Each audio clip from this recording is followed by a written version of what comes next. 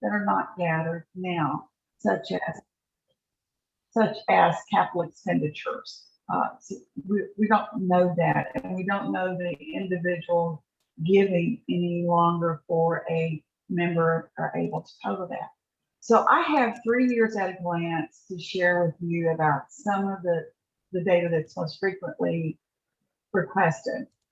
The website, if you go to Church Trends at PCUSA.org, is being updated so that the titles, the variables that the clerks of session complete in their annual report, we can sort of begin to match some of the changes that have happened. And now that we know these are going to stay in place for a little while, it'll be a little bit longer.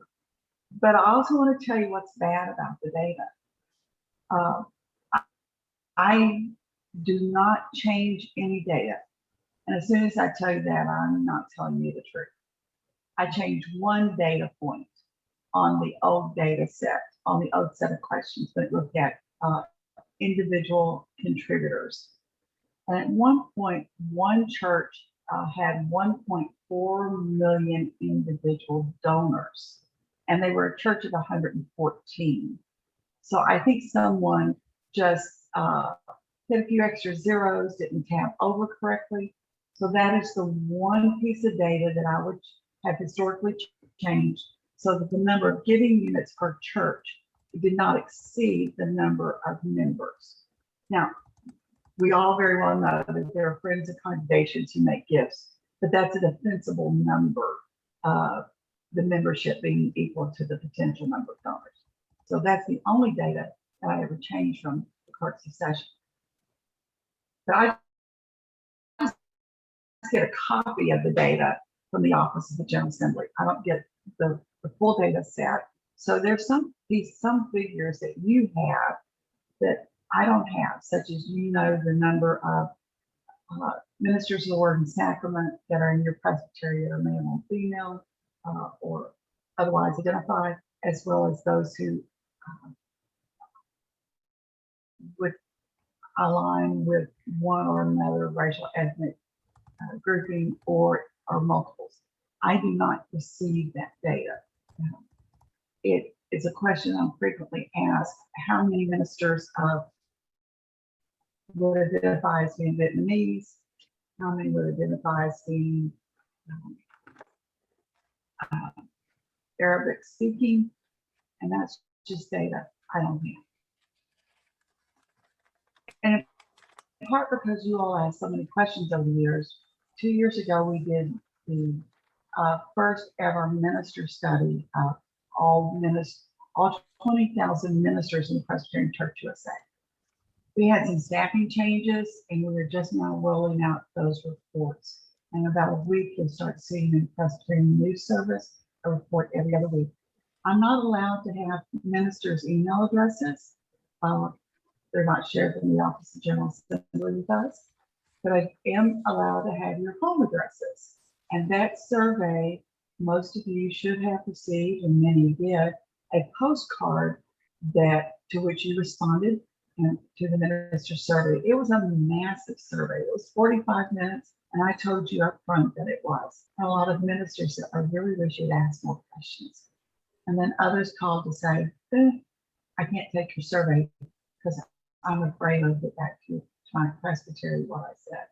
So I'm telling you some of this so that you know that anything that comes to research services from you is confidential information.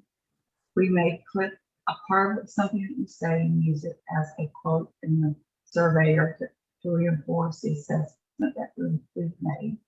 But your data is treated with respect, both your congregation's data and anything you might answer on a separate survey for us. So research services is in the process of changing. We've added a new staff member. We're starting to look at how we are changing some community demographic offerings that we give to you. Some of you may have used Mission Insight to get community data, and that's it's expensive. You're looking at $750 to $1,500 or up to $3,000 for a thorough report from Mission Insight. It all comes from public data. So with that, we will we're making our own piece, and we're in the process of asking sampling churches to say, what is it that you would like to know about your community so that we can assemble community profiles and send to you. We're pulling from the census tract and other places. So look for that coming up later this fall. And so now that I've told you, I don't change any data other than that one donor list. And Rosemary Mitchell, I think you all know her, she's head of mission engagement support. Rosemary was very disappointed when she saw the potential number of donors for PCUSA decline when I changed that one church from 1.4 million to 114. That's okay. We want the data to be as honest as we can have. But I'm also limited in the numbers that I give to you by what your clerk's session gives the presbytery, and then that is not changed at all, otherwise given to me. So some of the numbers I'm going to share with you just at a 3-year at a glance of Utica. You may say these numbers don't seem right, but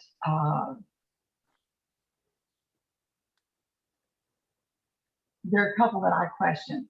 And so somewhere along the line, we need to have a checks and balance system about verifying numbers. And that may be something that you all can help with there. So I'm going to share my screen and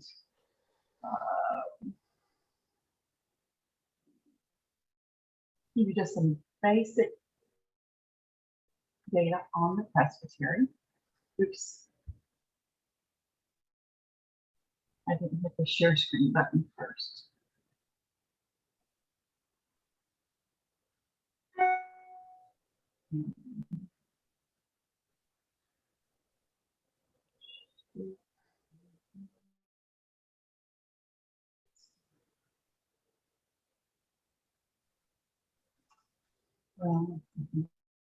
Stop sharing and just take you to the other screen.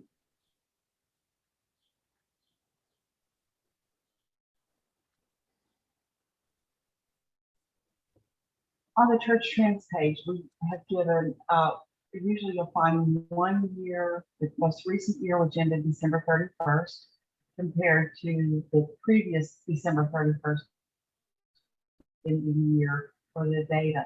This is the membership that I'm showing the changes in Utica over the last 3 years. So I think there's something wrong with this number, unless you all tell me that's correct. It just seems like a big change. And I don't know if there was a change within the structure of the presbytery. Larry, I saw you shake your head. Can't hear you. The 2020, I just did. The 2020 number is correct, but the 2019 and 2018 it is correct. Not even close. So I don't know where those numbers. For whatever reason. And I went back and looked at the raw data that I received in Excel files from the Office of General Assembly. And this is the data that was reported for you in 18 and 19. So I knew something was wrong.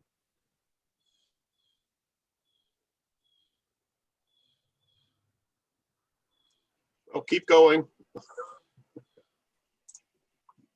Okay, so if these numbers are correct, let's see how correct these, and I don't think these are then as well. It looks as if,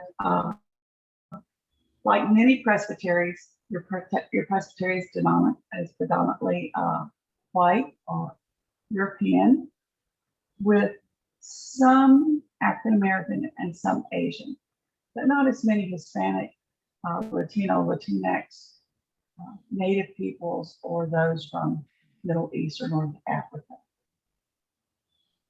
Or does this look right, or does it look wrong too?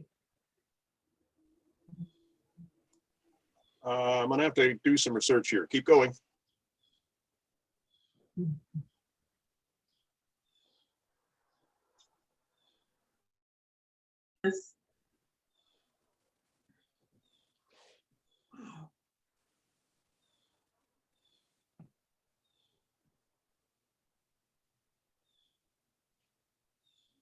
So do the finances look more correct, Larry?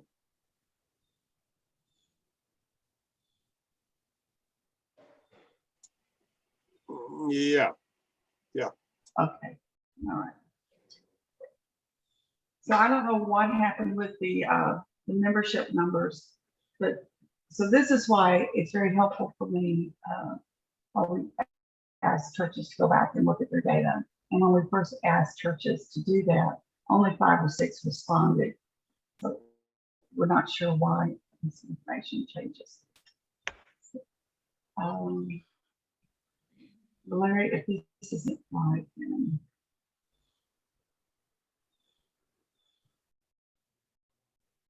if 18, 19, and 20 are right, it looks like, but 19 doesn't look right. It doesn't go well with 18.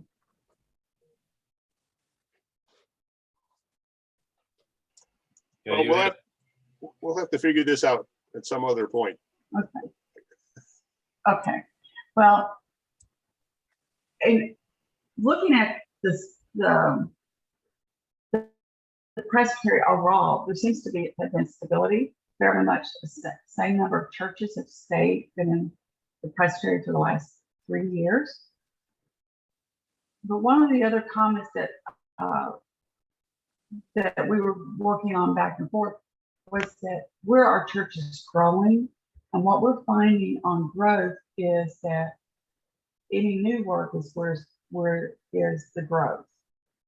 New worshiping communities, new congregations, and stop sharing. That's the work that seems to be growing and seems to be growing exponentially. And one of the things that Angie Andriotta is doing right now is compiling the 1001 data so that we're able to see where the 1001 worshiping communities are located across the country. Unfortunately, we have a computer right in the office and she's not able to share that information with me. But I want to show them where on church trends, when that data is updated, I'm going to share the screen again.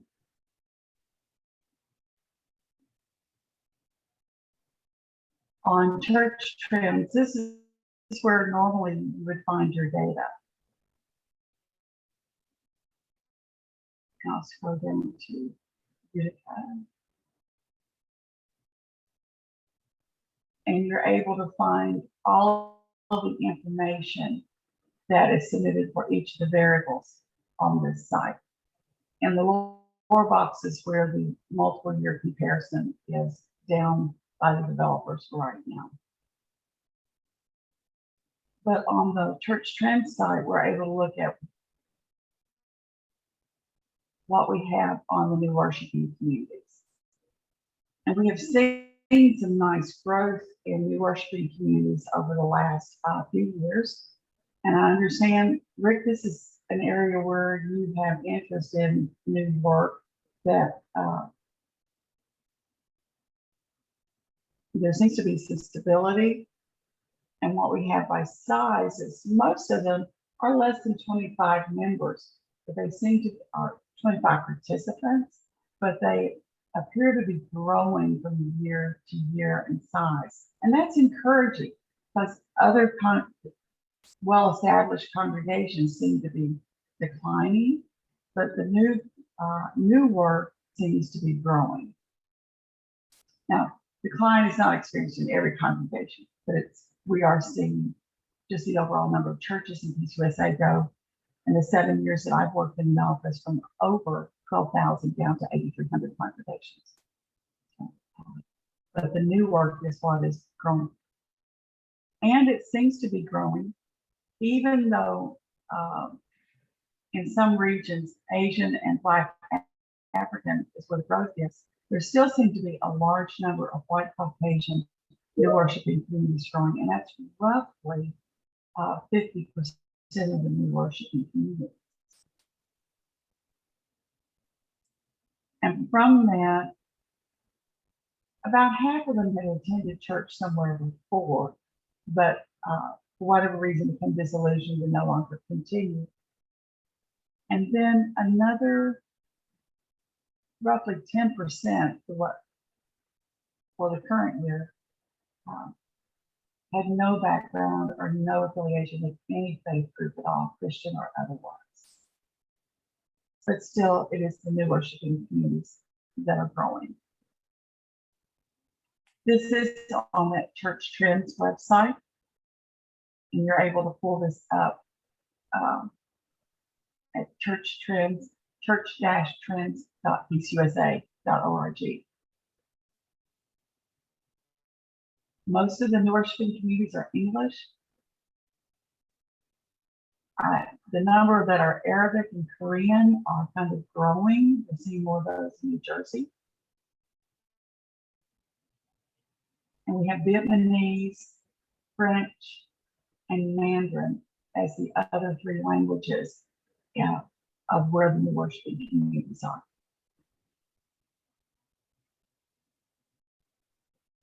When it comes to their location, they're kind of scattered. They are in urban areas, but there are also small towns and rural areas are developing new worshiping communities. About 10% of the new worshiping communities each would fit in that category.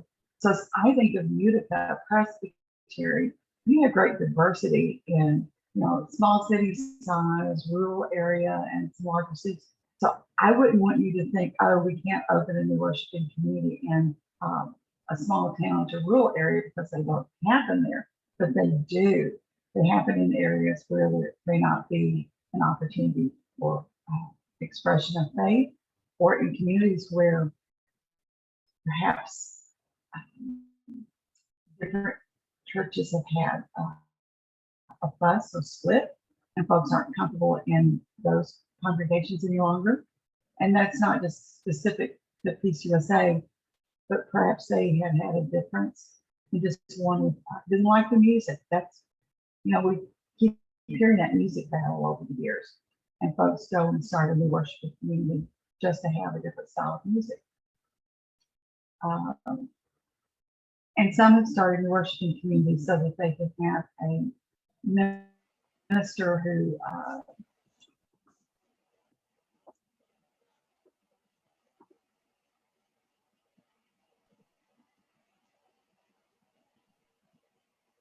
is willing just to start a work in a new area and is eager to take on a challenge, who is wanting to step outside of the established congregation and work in a new work and help design something new altogether. For them, those ministers say it's more free, and they're able to develop a total new style of worship. Susan, I have a question. Sure. Are you aware of any new worshiping communities among Indigenous people? There are a couple, but they're out west more. They're not in your area, not local to you. But you do have many Native people, Indigenous community nations near you, or in your presbytery. My cousin, who lives in Jamestown, New York, lives directly across the street, across the road from where the lands begin. And we're visiting there. She's, very careful about where we drive, be sure we have permission to travel there. But there are just a couple of which I know, but this is a work that's being requested, and a work where they would like to have Indigenous leaders lead the new worshiping communities. There is I'm sure you're all aware of Matthew 25, the work to address racism, white supremacy, and poverty. Over the last year, we've had monthly meetings, long meetings about how we make that a full reality within the mission agency. And serving those Indigenous communities, Indigenous nations, is something that we spent one afternoon on, where no longer do the communities want, or at least the way it was expressed in that session, don't send someone who is not like us to come start the new work, but maybe send someone alongside to partner with us as we get started. But of course, that's something that's worked out from the presbytery level with that new worshiping community one-on-one there. But this is a great need. There are 52 indigenous congregations in PCUSA, and that is where the membership is totally indigenous people. But there are another 222, 223 that have anywhere from 1 to 14 members who are indigenous peoples. So they're scattered throughout the church, but would like to have their own worshiping communities in different areas. Some of these run a business to support themselves. Some lease space from existing congregations. One of the property studies we did recently showed that about 30% of congregations lease their space to another entity or another faith group. Amongst those, there were several who leased their space or provided it free back to a new worshiping community.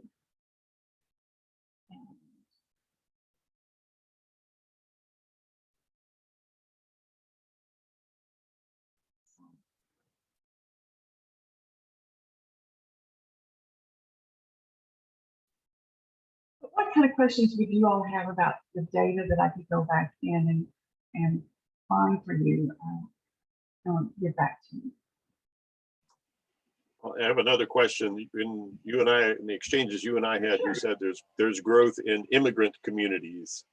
So was that reflected in the languages you had in that last slide?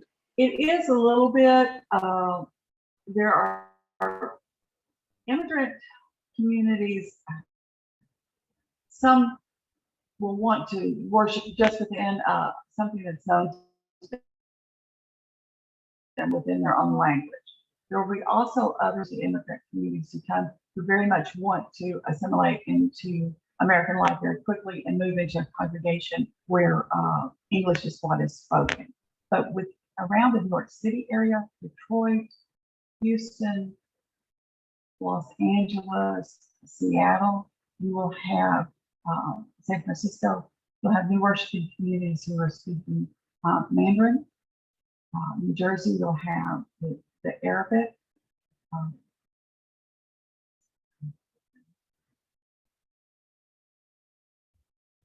There's a PCUSA minister that works a great deal with the local Arabic community, and then a mission co-worker in Egypt at one time and speaks Arabic and helps communities there. There's now an independent Arabic presbytery as well that to meet the needs of those communities. But there are 5 languages that are spoken in congregations outside of Spanish and English. You've got Mandarin, French, Vietnamese, the Arabic, and I always forget what the 5th one is. But these are languages that are spoken not just within your worshiping communities, but spread across congregations across the country. At my church, there is a full service in Mandarin because there are folks who come to Louisville who are at the medical school. They're here for a year and a half fellowship. They come in, improve their English skills, but also worship in Mandarin for the short time they're there.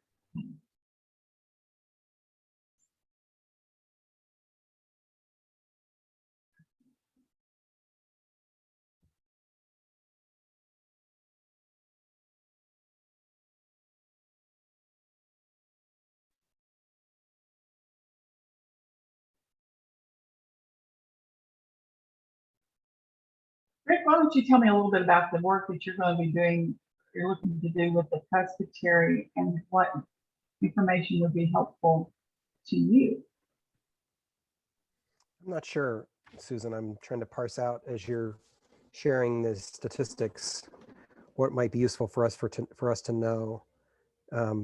What we're proposing is that for congregations that are interested, Ashley and I would step into those congregations and accompany them as they kind of learn both a combination of the history of their community and their church and kind of the legacy that history implies, and the current configuration of relationships around them, and then look for ways that they might actually be invested in working with local communities, potentially even distributing assets of the church in creative ways to do work of healing and repair and reparations, making amends. But I think, we're very early in the process, and I don't know that I have good questions for where it might lead. And I think it's going to look different in every congregation. I'm intrigued by your description of Utica, Presbytery of Utica, because I share your assessment that the configuration of small rural communities and small cities is really intriguing. I think it represents kind of a cross-section of what a lot of the church across the country is facing right now. So in that way, I'm really looking to get educated myself. One of the studies that we're starting this week, is looking at what happens to a community when a reformed presence leaves, or is no longer there, or has never been there. This is something that 2 or 3 other presbyteries have said, well, what happens if we're not there? What happens to the community? And so we are now just beginning to sit down. Matter of fact, the meeting I'm going to next is the first meeting where we're sitting down, starting to write those questions to ask, what is it that we want to know? We definitely know some things about the moral character of the community we believe will change. We're wondering who will stand up for those things that are right and purposeful in the community when the reformed presence is no longer there or was never there. What happens if you have an immigrant family move into your community without that kind of presence? Or if it is there, what is the difference between those two communities? The impact assessments, Rick and I have done impact work together, that impact asks not only what happened as a result of, but asks what happens in the absence of, or if this does not happen. So we're starting to ask that, which is going back to some of that community demographics too, looking at who is going to connecting with church, what is happening with, what are the crime rates? Are there neighborhoods of greater crime or lesser crime? Why do we think that's happening, other than those stereotypical responses we want to give of social economic status?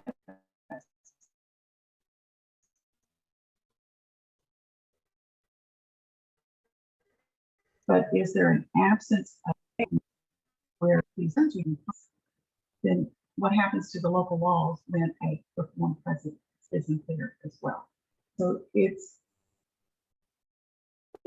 we look at some of these other national studies that see that we're becoming a less and less faith nation, where we're less, for our perspective, we're less Christian as a nation.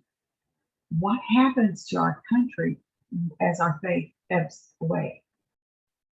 And as we look at the decline in numbers, what can we do to help with that? And I'll use evangelical term, that revival, that restoration to faith. And what role does the Reformed Church have to play here? So Rick, it sort of sounds like some of that work fits with what you hope to be doing with Utica. Yeah, I think it'll be intriguing to hear what you learn with that.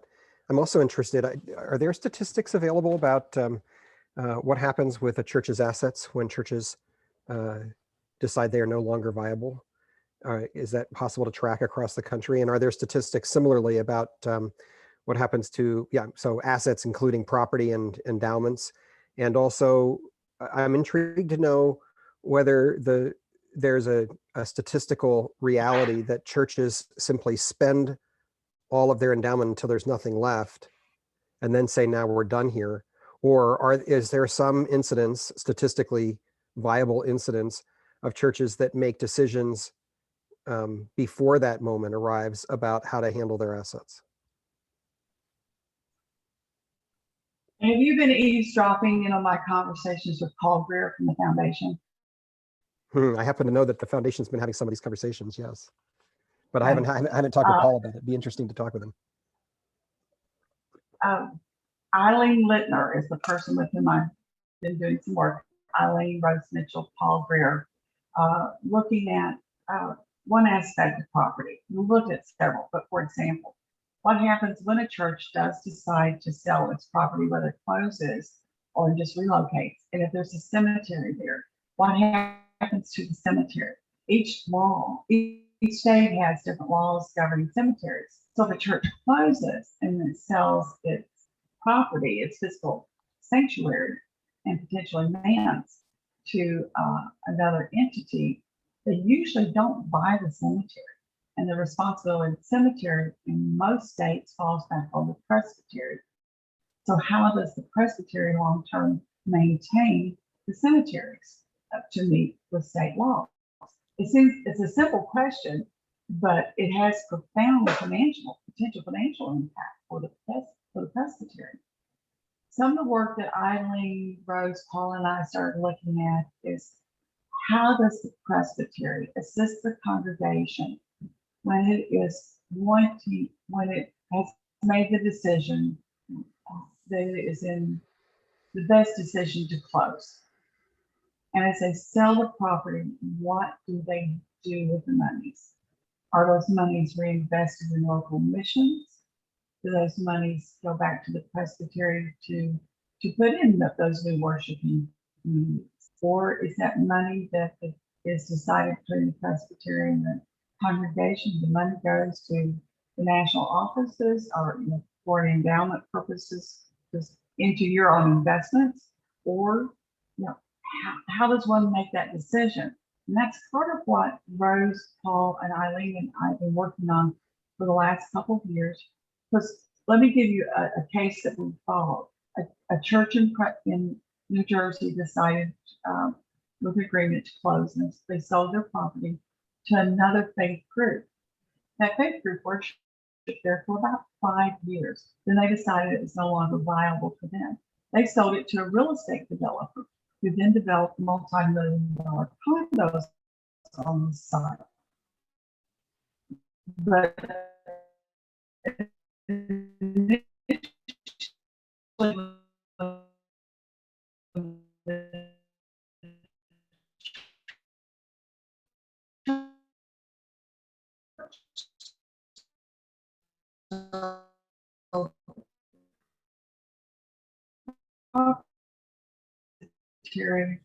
and Larry, I'm not trying to put all this back into your spot, but with leadership and pastors learned that, okay, we decide to close. When we look at our property and when we look at our community, what is best? If another faith group wants to rent our space, is it better for them to rent it from us long term and then wait to see what happens in the community before we actually sell it? Or do we sell it? And Victor, you're shaking your head, but I mean, please chime in. But how do we make those decisions? And Rick, that goes back to some of what you're talking about, because if we want to grow the church faith is the first requirement. But after that, we also have to have money to do some of this. And as we sell these properties, how do we sell and dispose of those funds in the best way, promote the mission of the church, the larger church? So yes, we are definitely looking at that. And I've been studying this for about 3 years from both case studies and incremental pieces of property. Is it just the sanctuary that's sold, or is it the cemetery? And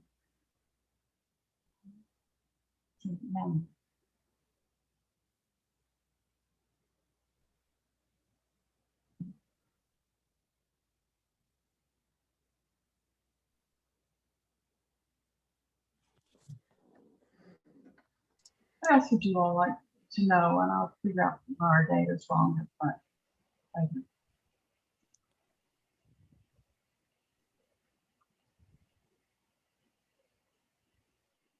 Larry, your screen seems to be frozen. Really? Well, I don't know. Everything seems to be okay here. So, Susan, thank you for your time today. Okay. Really appreciate you joining us and letting us know what your department's all about. We're going to be talking again soon, I feel certain.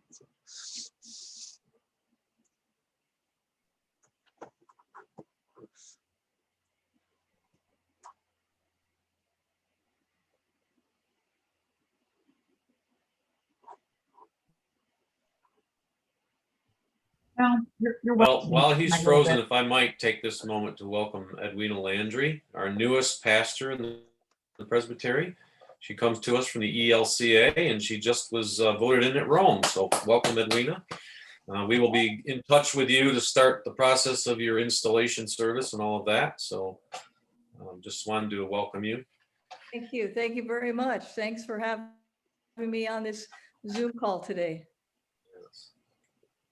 Edwina, I don't know if you know, but last Monday they made the decision at the National ELCA office to shut down their research office.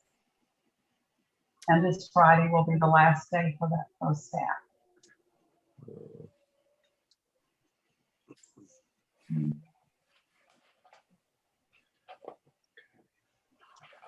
Larry, you seem to be back. You're not Okay. frozen. I just took a nap, so Thank you. What is the significance of them closing that office? When we do work with with our ecumenical partners, frequently I would be engaging that office for some of the work that the General Assembly requests that is done across the partnership. But one of the things that's happened during COVID, a lot of denominations have seen a decline in funds. For the year ending 2020, we ended up seeing about a 25% decrease in funds across the denomination. I would say the same thing happened at the ELCA, and with that, they were looking at how they could best long-term serve their church. And that just seemed to be an area that for now, they could let go and use other denominational offices if they choose to help them with some of their data. But that office would do some of the same kind of research studies that Rick and I have done together before, and what I'm doing with the foundation. So it leaves them a void. The motto for research services is that we assist PCUSA agencies and entities to make data-informed decisions.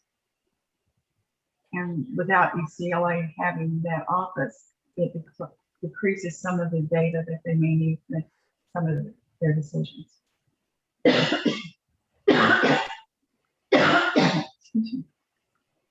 It is allergy time still in the Ohio Valley. But I have to leave, everybody. God bless. Thank you. well, we're at the end of our time. So, Susan, thanks again. you're welcome. And do not hesitate to reach out to our office if we can be of assistance to you. We It's shall. Susan.Barnett@pcusa.org. So thank you so much and have a great day. Thank you. Everybody, Lord be with you. Also with you. Bye now.